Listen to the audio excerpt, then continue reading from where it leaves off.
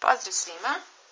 U ovom videu radit ćemo ova dva tekstualna zadatka, oblastne jednačine u skupu prirodnih brojeva. Prvi zadatak. Ana je zamislila jedan broj. Ako ga umanjiš za najveći dvocifreni broj, dobit ćeš razliku koja je manja od broja 21. Koji je broj Ana mogla da zamisli? Dakle, Ana je zamislila neki broj i kaže, ako ga umanjiš za najveći dvocifreni broj, dakle, taj broj koji je Ana zamislila, treba da umanjimo za najveći dvocifreni broj. Najveći dvocifreni broj je broj 99. I ova razlika, dakle, dobit ćeš razliku koja je manja, dakle, razlika je manja, znak je okrenut ovako, dakle, pošto je razlika manja, ovaj ovde šijati deo je okrenut ka toj razlici, s obzirom da je ta razlika manja. Od broja 21, dakle, 21 je veći, pa je ovaj deo ovog znaka okrenut ka broju 21. Postavili smo nejednačinu i sad možemo da je rešimo. Dakle, ovdje imamo nepoznati umanjenik. Prepisat ćemo x i prepisat ćemo ovaj znak za manje. Dakle, x je manje, dakle, znak prepisujemo onako kako stoji ovdje u prvom redu. X je manje, umanjenik dobijamo kad razliku i umanjilac sakupimo. Dakle, 21 plus 99. I onda ćemo dobiti da je x manje od broja 1 plus 9 je 10, 0 pišemo, 1 pamtimo i 2 plus 9 je 11 i 1, 12. Dakle, x je manje od 120. Pa će x je element, da vidimo koji je skup rešenja ove nejednačine. Dakle, x je manje od 120, s obzirom da ovde nema manje i jednako, 120 ne ulazi u skupu rešenja ove nejednačine, nego moramo da smanjimo za jedan broj, a to će biti 119, dakle 119,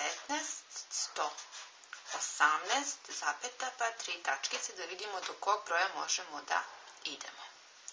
S obzirom da je umanjilac 99, umanjenik nikako ne može da bude manji od 99, može da bude 99, jer će u tom slučaju dati 0.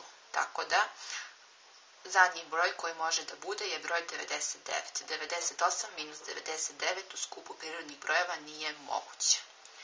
Tako da, pišemo broj 99 kao poslednji broj u skupu rešenja ove nejednačine. Svaku nejednačinu možemo da proverimo, isto kao što smo proveravali jednačine, tako možemo da proverimo i tačnost nejednačine. Pa uzmemo bilo koji x, dakle bilo koji broj skupa rešenja, recimo uzet ćemo 102, pa ćemo umesto x pisati 102 minus 99. Dakle, ova razlika treba da bude manja od broja 21. Dakle, ovo je provera. 102 minus 99 je 3. A 3 je manje od 21, što je tačno tako. Tako da, 102 zaista jeste rešenje ove nejednačine. Dakle, možete uzeti još po neki broj i proveriti, ali to ostavljam vama. Koji broj treba oduzeti od broja 13.924 da se dobije razlika veća od broja 798?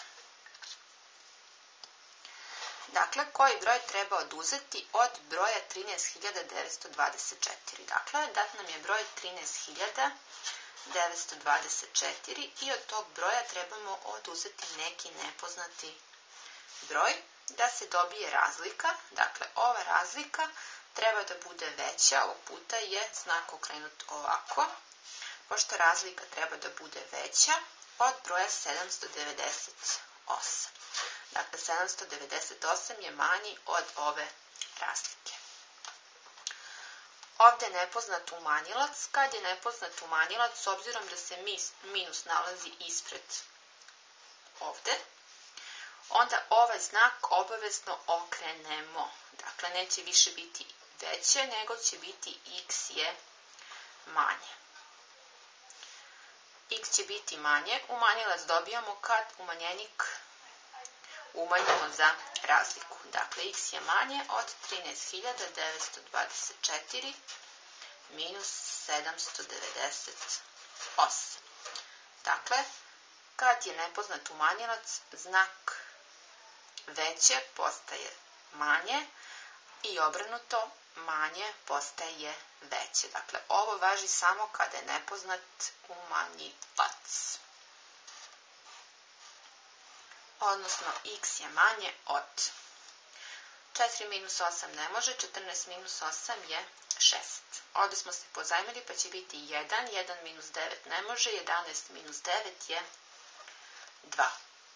Ovde smo se takođe pozajmili pa više nije 9 nego je 8. 8 minus 7 je 1 i 13 prepisujemo. Dakle, dobila sam 13.126. Pa će x je element, vitičasta zagrada. Dakle, x je manji od ovog broja, ovaj broj ne ulazi u rešenje, pa idemo od 13.125, pa 13.124, samo da vidimo dokle. S obzirom da smo dobili da je x manji od ovog broja, onda možemo da idemo sve do 0, tako? Dakle, 0 je poslednji broj, jer je 13.924 minus 0, u stvari 13.924. Pa ćemo sad izvršiti proveru.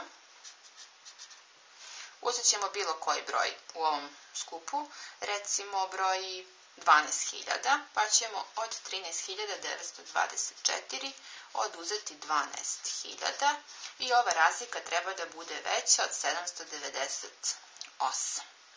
Pa će ovde biti 4, 2, 9, 1 i to je to, a 1924 je veći od 798, što je naravno tačno.